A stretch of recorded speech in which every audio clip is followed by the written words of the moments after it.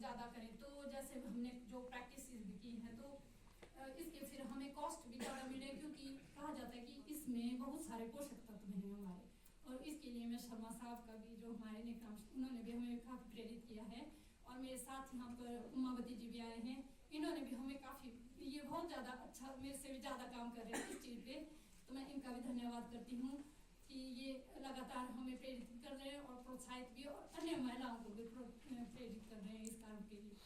इसके लिए जो ये स्थानीय बीज है, इसके लिए बीज प्रणाली का होना बहुत जरूरी है। परंपरागत जो हमारे बीज है उन बीजों का संरक्षण करना बहुत जरूरी है।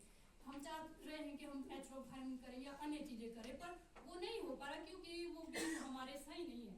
इसके लिए हमें हिमालय वस्त्र के माध्यम से मिलेट मिक्स भी प्राप्त हुई है, और उन्होंने हमें बीजों के बारे में भी ट्रेनिंग दी है। जैसे मेरे CDP ब्लॉक पिछले साल मैंने 4 ब्लॉक लगाए थे, उसमें हमें ट्रेनिंग द्वारा ये बताया गया है कि इस बीज का पासपोर्ट डाटा कैसे तैयार करना है, कैरेक्टराइजेशन कैसे करना है।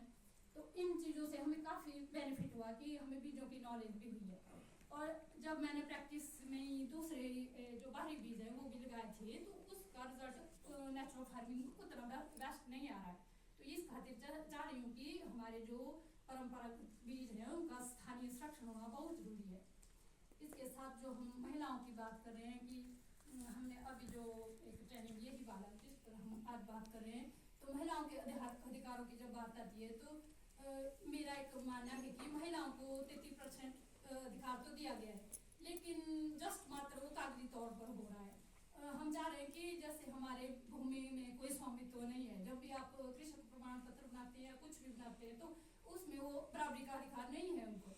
फिर अगर हम FPC या समूह में जुड़ना चाहते हैं तो उसके लिए दस्तावेज चाहिए होता है, कृषि प्रमाण पत्र या अन्य जो फॉर्मेलिटी होती है वो नहीं बन पाते हैं हमारे। इस कारण हमारी जो एक्टिव महिलाएं भी है वो भी उस संस्था में नहीं जुड़ पाई, जो हमारी FPC का भी था ना वो भी जुड़ने का, तो वो रह गए थे बीच में। उनका लगभग 6 महीने तक तो कृषि प्रमाण पत्र नहीं बना। तो इसमें चाह रही हूँ कि महिलाओं का भी स्वामित्व होना चाहिए, जो हमारी भूमि में भी है, जमीन में भी उनका अधिकार होना चाहिए। अब मान लो माता पिता के घर में तो है हमारा अधिकार कि जब हमारे माता पिता नहीं तो तब बेटी का अधिकार है वहाँ पर जमीन, पर ससुराल में वो नहीं है, क्योंकि मैंने ज़्यादा भी इसके पर थोड़ा सा काम किया था ना, तो फिर वो कृषक प्रमाण तो नहीं बन पा रहे, फिर चुप बैठ गए थे हम, जुड़ना से भी रह गए थे वंचित। तो इसके लिए मैं कहना चाहूँगी कि महिलाओं के अधिकारों के लिए एक नियमित पॉलिसी बननी चाहिए और महिलाओं के बराबरी का अधिकार मिलना चाहिए उनके लिए।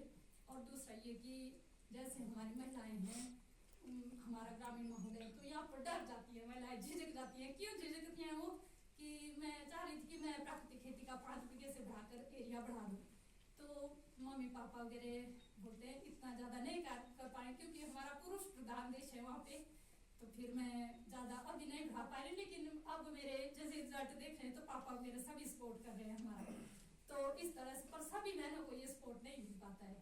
और जहाँ पर कई बार जेंट्स लोग नशे में, तो जैसे मैं समूह में भी जाती हूँ तो उनको काफ़ी ज़्यादा हेजिटेशन हो रही है। तो मेन प्रॉब्लम यही है कि भाई उनको कोई अधिकार नहीं है, वो कभी बोल नहीं पाती है। और इसके साथ ही जो हमारा NRLM में है, तो महिलाओं के लिए स्कीमें चलाई गई है, स्टार्टअप फंड योजनाएं, वो बहुत ही अच्छी योजना है। उसमें महिलाओं को लोनिंग दी जा रही है, अन्य चीज़ें दी रही है, पर जब लोन का नाम भी सुनती है महिलाएं, उसमें भाई 8% दर के हिसाब से वो लोन दिया जाता है, तो घर वाले बोलते इतना काय को दे रहे हैं आपको, ये आप लेना ही बंद कर दो। जो स्कीम भले हमारे को अच्छी योजना चलाई है राष्ट्रीय ग्रामीण आजीविका मिशन ने, लेकिन उसका बेनिफिट वो महिलाएं नहीं ले पा रही हैं। तो अभी हाल ही में हमारे जो CLF बनी है उसमें आया है 32 लाख रुपए, जो हमें फंड दिया गया है कि ये स्टार्टअप फंड योजना के अंतर्गत खर्च करना है।